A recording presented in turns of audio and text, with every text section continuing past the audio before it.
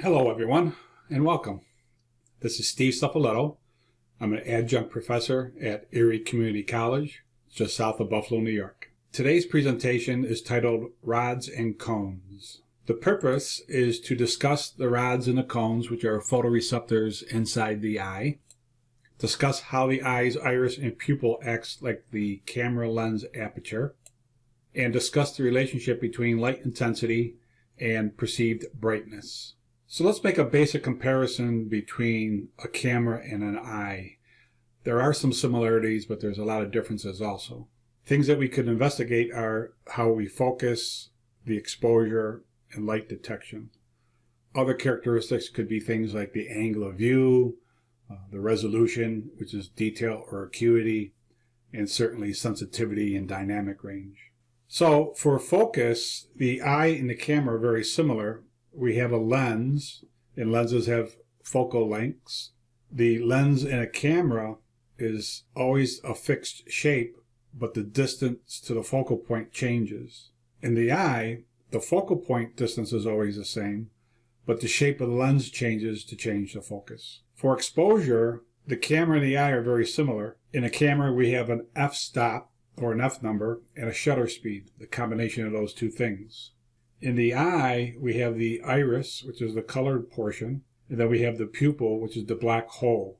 The types of light detectors that we have, cameras went from film, analog, then they went to digital using CCD, charged coupled devices, and then currently we use CMOS, and CMOS is a complementary metal oxide semiconductor.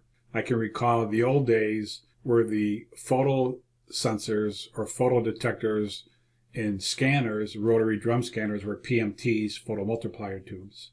And then when we went to flatbed scanners, they went to CCD, charged coupled devices. So we could benefit from a brief discussion about the anatomy of an eye. This is the cornea, which is the outside of the eye. And then we have the iris, which is the color portion. This iris will open or close to change the size of the pupil. The light then travels through the lens and then strikes the back of the eye, which is called the retina. And the retina consists of a macular, and a smaller portion than that is the fovea, and inside the fovea are the cones. It all exits to the outside through the optic nerve. Just a bit of trivia here.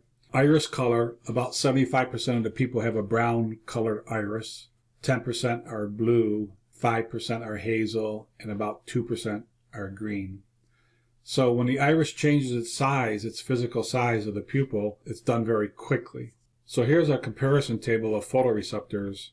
So in this table, we can compare the rods and the cones. The human eye has two types of photoreceptors, rods and cones. And they're called rods and cones because of their physical shape. They resemble a rod and a cylindrical cone. So once again, here's this comparison table of the photoreceptors in the human eye. We have two types of receptors. We have rods and cones, and their shape, and their name comes from their shape. Now, rods are only sensitive to intensity or brightness, not color. So they really give you the black and white or the grayscale vision. So they're monochromatic, or more specifically, they're achromatic. They don't see any color at all. Very, very sensitive. They can detect a single photon of light. They're 1,000 times more sensitive than the cones are. So we'll see this again later, but the dynamic range is 10 to the minus 3 in dim to 10 to the plus 6 in bright, which is a total dynamic range of 10 to the 9, which is 1 billion between light to dark. Cones, on the other hand, they see color, so they're trichromatic. One sees long wavelengths from 600 to 7 nanometers, which is red. Another sees medium wavelengths from 500 to 600 nanometers, which is green. And then a third receptor sees short wavelengths of light from 400 to 500 nanometers, which is blue. Now, the distribution of long, medium to short, or red, green, blue cones in the fovea are 60% red, 30% green, and 10% blue. For vision, rods are what we call scotopic during the night when it's dark and dim. Luminance values of less than 0.03 of a candela per meter squared, whereas cones are photopic vision, day vision when it's bright out. Location and distribution in the retina, Rods are located in the peripheral, the outer boundary, where cones are located in the central vision. The retina is 23 millimeters wide. The macula is 5 millimeters wide, and the fovea is 1 millimeter wide. And there are no rods in the fovea. There are only cones in the fovea. So 100% cones in the fovea. There's more rods than there are cones. There's 120 million rods, but only 6 million cones. So that means there's 20 times more rods than there are cones, or that means there's only 5% of the light-sensitive detectors are cones. Resolution for the cones is very high, 150,000 cones per millimeter squared. That means the spatial frequency or distance center to center between a cone is about 3 microns. You might remember from addressability of image setters and plate setters that at 2400 spots per inch, a single spot is 10.6 microns. So a single spot at 1/8000th of an inch is 3.1 microns. And the adaptation, dark adaptation means when you go from light to dark, it's a very slow process. It can take over 25 minutes to be fully adapted. Your pupil will dilate and get larger and open up wider, like the aperture on a lens. And adaptation for light, you go from a dark to a light room, happens very quickly, very fast, less than 5 minutes. And the pupil will contract and constrict smaller and more closed. In the data that we have for rods and cones, you'll notice later in the PowerPoint presentation, I show you the photopic and scotopic curves, and then I show you the color matching functions of the 1931 2-degree standard observer and the 1964 10-degree supplemental observer. Now, the 1929 V lambda luminosity function, which peaks at 550 nanometers, then became the 1931 color matching function for the green. And of course, as usual, in almost all my documents, I have miscellaneous notes here that you can look at later. So let's talk about the illumination levels. The amount of light, or the intensity, is called the illumination. And the dynamic range from minimum to maximum, from brightest to dimmest. So let's take a look at these. This is a condition of sunlight. We would have over 10,000 foot candles, and the definition of a foot candle is lumens per feet squared. You could also take a look at it in the metric system, and it would be now called lux, and a lux is a lumen over a meter squared. So we go from about 10,000 all the way down to about 100 thousandths. So from 10,000 to 1/100,000th, that's a range of a billion. So a single foot candle is equivalent to about 11 lux, which is about twilight. Both foot candles and lux are similar to density, which is the mass divided by the volume. Illuminance is the intensity divided by the area. And the imperial units would be foot candles, which is lumens per square feet. And 1 foot candle equals about 11 lux.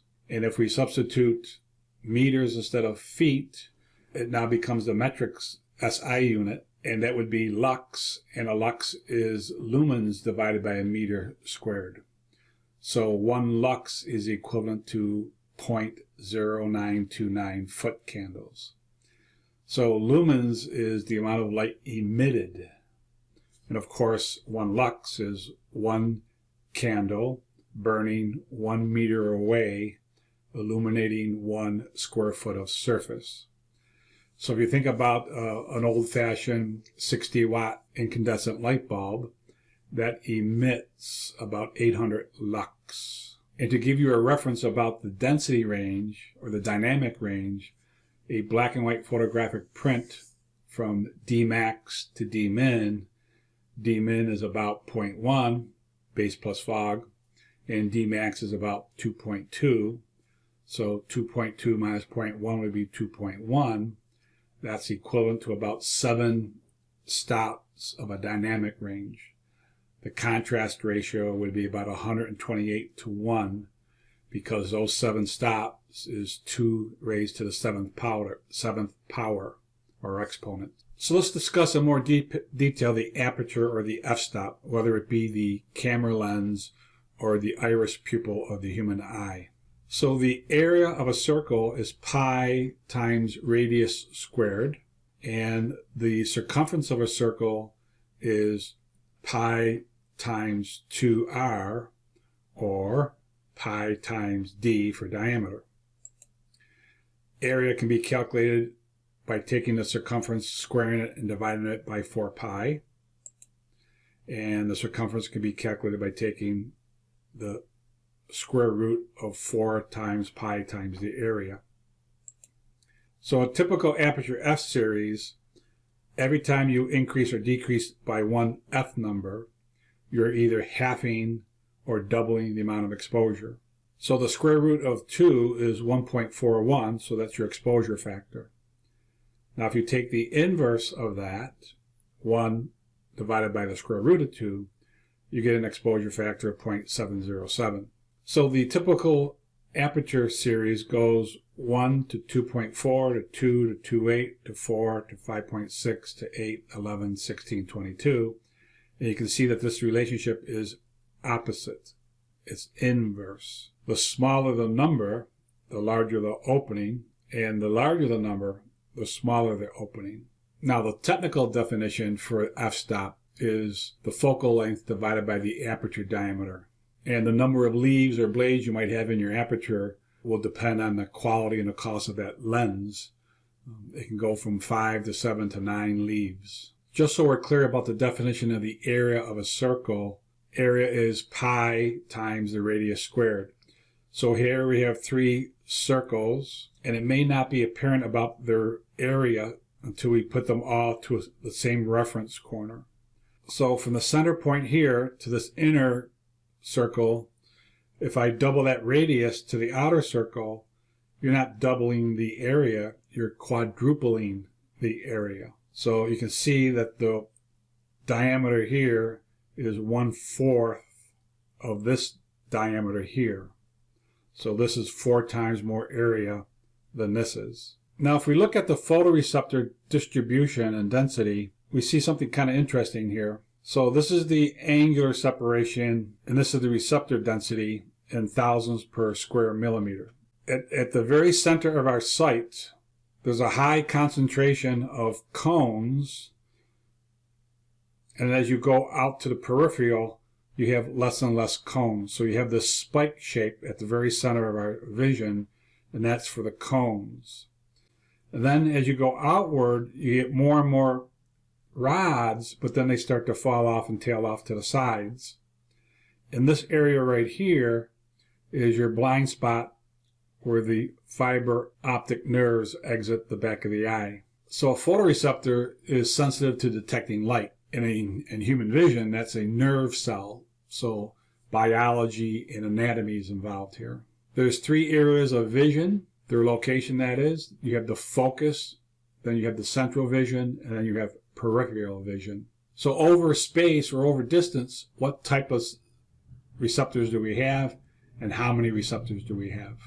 Peripheral vision is the side vision when you don't move your eyes and you don't move your head.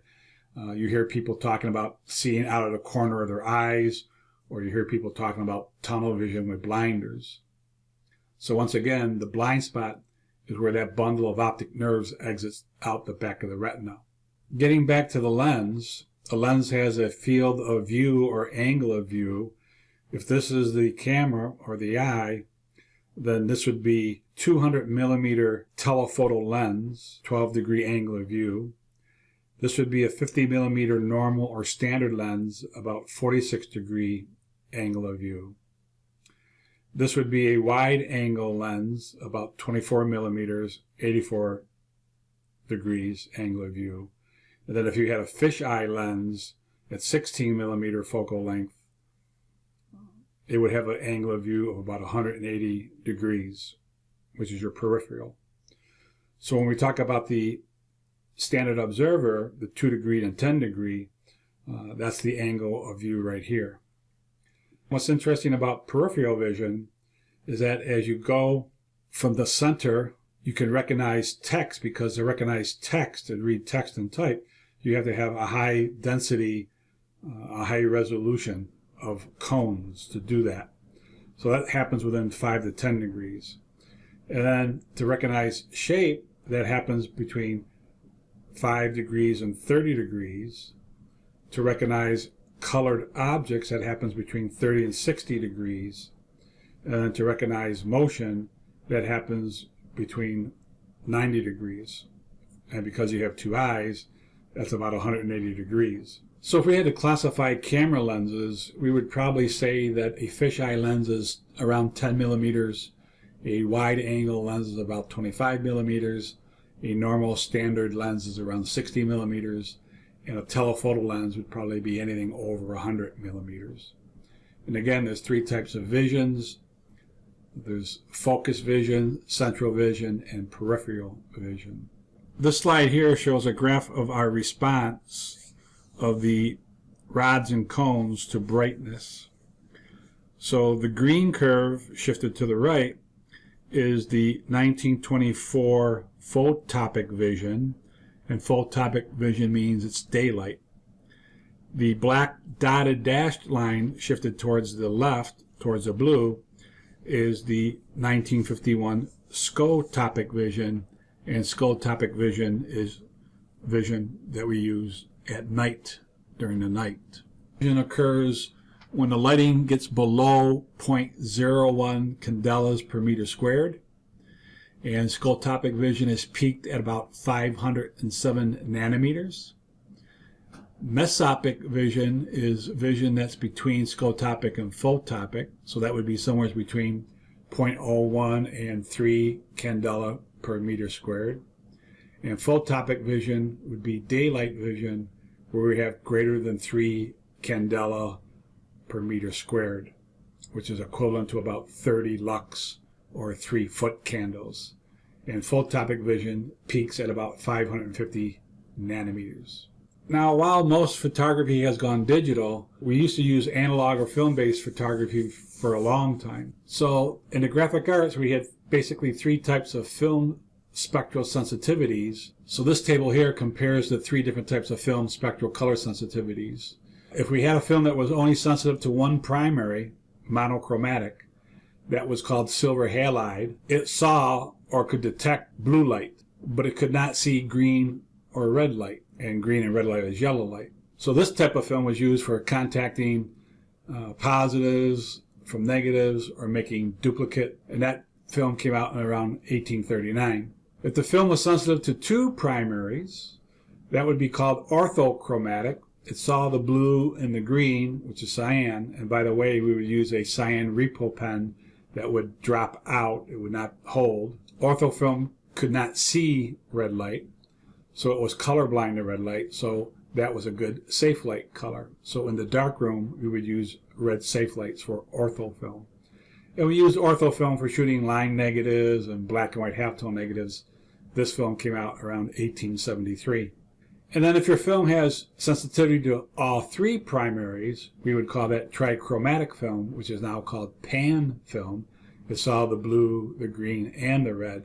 So there was no safe light. You'd have to use this film in total, complete darkness and blackness. And we use this type of film for making color halftones and color separations. And this film came out around 1894. Now, just going back here in history, the major film manufacturers were people like Fuji out of Japan, Agfa out of Belgium, Ilford out of the UK, and of course Kodak out of the United States. Kodak started in 1888, but unfortunately in 2012 they went through a Chapter 11 bankruptcy. Their famous black and white film, panchromatic film, was called Pan-X or Tri-X. Their famous color negative print film was called Kodachrome, that used C41 processing. Kodachrome film was used from 1935 to about 2010. You might remember Paul Simon had a very famous song called Kodachrome in 1973. And then, of course, Kodak also made a color reversal film for slides and transparencies called Ektachrome, and that needed E6 processing. Now, something interesting about these photographic films is they're not made with pigments, they're made with dyes, And because these dyes are purer than ink pigments, there is no need for black. So there's only a cyan, magenta, and yellow layer in these films. There is no black layer or black ink that you would need in traditional printing. So let's talk about photometry. And photometry is the human eye's sensitivity to light. So radiometry is basically the physics of light, and photometry is the human response or vision to light. Radiometry uses luminance, and photometry uses brightness. The units for brightness could be CIE L star. Brightness is a human visual perception. It's not linear. It's a power curve. So base 10 raised to the exponent would equal the power. So 10 to the 1/2 power, or 10 to the 0.5, is the square root, and 10 to the 1/3 power would be called a cube root. In 1905, a famous artist by the name of Albert Munsell created a very uniform visual scale, V for value, and the value is equal to the CIE L star divided by 10. In 1948, Richard Hunter used the square root to calculate brightness. It was just simply L, not L star. L is equal to 100 raised to the power of the square root of the reflectances. And then C-Lab uses L star, and if you have Munsell and you multiply that times 10, you get the L star. And in 1976, CIE, the International Committee on Illumination, published the formula for L star, and it is 116 times the reflectance factor raised to the 3rd cube power minus 16. So these constants here, the 116 and the 16, are to get the 0 points and the slope correct. Okay, this slide should be interesting because the top row is percent reflectance. Sometimes you hear people call this LRV, light reflectance value. So light can go from 100% reflectance, which is white, to 0% reflectance, which is black. And if you divide that into 10 equal steps, you get 10%, 20%, 30, 40, 50, 60, 70, 80, 90, 100% reflectance. Now, when you look at this tone scale, it doesn't look like it's equally weighted or that it's uniform or equally spaced. It's very concentrated in the highlights. So we know that human perception is very sensitive in the highlights, which is why when you do tone reproduction, you favor and concentrate from the highlights to the midtones, because that has to be an accurate reproduction. The bottom scale here is Munsell, and Munsell went from 1 to 10. So here's 1, 2, 3, 4, 5, 6, 7, 8, 9, 10. Munsell 1 to 10. And we know that CL star is just take the Munsell and multiply it by 10. So this would be L star 10, L star 20, 30, 40, 50, 60, 70, 80, 90, 100, L star 100. Now when you look at the bottom tone scale here, this looks more uniform and equally spaced. So Munsell is used as the standard or the reference for calculating photometry brightness, which can be measured in CL star. And this slide just again shows us that light reflectance is not linear to what the eye's response is. So this is reflectance versus density. Reflectance going from 100% white to 0% black, and density going from 0 to 3 D max. You can see that this is not a straight line or linear relationship. It's a logarithmic relationship because density is the minus log of reflectance. Now, just out of curiosity, if we take density, which is a log, and we graph it against lightness, which is a cube root, it's not exactly linear, but it has a slight curve to it, but certainly not anywhere near a exponential or a log curve would be. Oh, and by the way, 18% reflectance, which is what a photographer would use for photographing exposures, is about a density of 0.74, 0.75. And here's a graph curve of CL star. So this is percent reflectance going from 0 black to 100%. And this is L star going from 0 to 100. And you can notice here that, the L star value uses the cube root factor here. So follow the green curve. Okay. Once again, the human eye's response to light reflectance is not linear. It's a power curve. And the closest approximation is a cube root. And again, a photographer's gray card is 18% reflectance. So if we come in at 18% reflectance, that's basically saying we're at a middle gray. L star 50, Munsell Value 5. Now we know that the human eye has 3 photoreceptors. And because we have 3 photoreceptors, we are trichromatic. So this is the color matching functions of a standard observer, the 1931 2-degree observer, and the 1964 10-degree observer. So in summary, the camera and the eye are different, but they have several similarities. The physics of light is radiometry, which is illumination measured in lumens and lux. A lens aperture is a circle with an area that determines the total amount or quantity of light that passes. Exposure, percent reflectance, and density are related. Density is the minus log of reflectance, and taking 10 to the power of the minus density gives you the reflectance. That's the anti-log. And every time you half or double the exposure, you will change the density by 0.30. Now, how the eye responds to light is photometry, and we call that brightness. Munsell is the reference used for photometry and colorimetry because it's based on a uniform visual scale and space. As always, thank you. I appreciate your attendance and participation. Hopefully you found the content interesting, informative, and relevant.